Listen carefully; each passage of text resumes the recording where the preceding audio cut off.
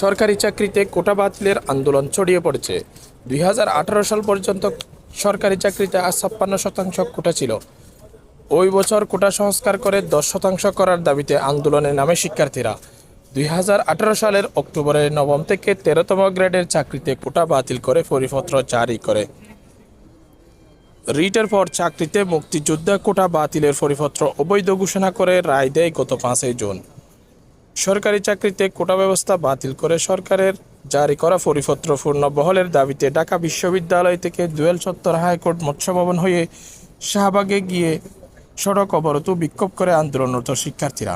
সরকারি চাকরিতে কোটা ব্যবস্থা বাতিল করে 2018 সালের সরকারের জারি করা পরিপত্র পূর্ণ বহালের দাবিতে শিক্ষার্থীরা ও চাকরি প্রত্যাশীদের আন্দোলন ছড়িয়ে পড়েছে। একই দাবিতে এই দিন আরও 6টি বিশ্ববিদ্যালয়ের শিক্ষার্থীরা বিক্ষোভ ও অবরোধ করছেন। এর মধ্যে ময়মনসিংহ রেল